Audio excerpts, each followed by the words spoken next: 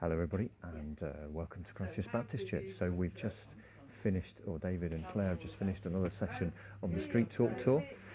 Really encouraging, going around different churches in Bournemouth, Christchurch and Poole.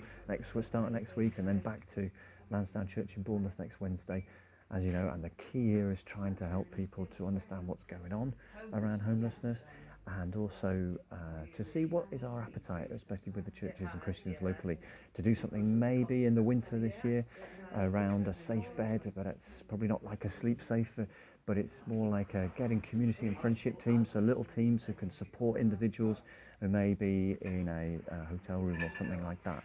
So we're having lots of discussions with people, seeing where their appetite is. Also having discussions as we've got Ed Walker's book here because he's coming next Wednesday. Of course, if you want to come along to that, so at Lansdowne Church in Wednesday afternoon, Wednesday evening, to hear Ed speak.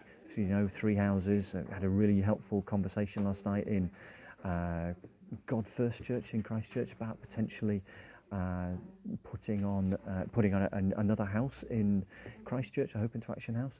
So we'll see where that goes, but all very encouraging. One of the great things is the guys here who some lived experience feedback of what it's like to be on the street, be in a sleep safe venue, or in actually be in a Hope into Action house, and actually listening to their stories, and actually hearing the pain of what it's like to be kicked and punched and urinated on the street, or how good it is to be able to get into a home and not just be in a home but have people around you, and providing like a Hope into Action house does with a bit of friendship.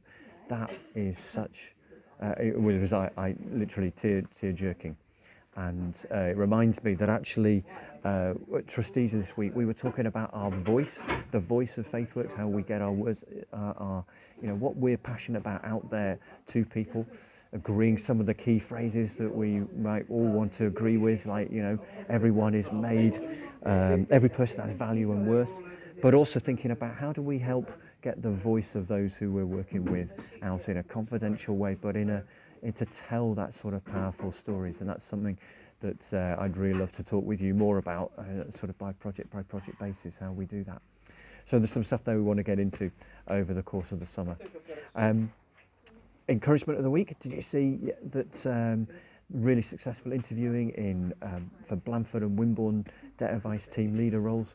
No, not team leader roles, debt advisor roles. I keep on getting that wrong, but just fantastic that we've now got those people in, hopefully coming on board, some really great candidates for that, which is great. And another little encouragement I had yesterday, a really tricky client issue that Smile was trying to deal with. And then immediately after it, there was an email came through the system from a church in West Parley who we've never spoken to before, who said, really like the work you're doing. We've got a legacy that someone has given us.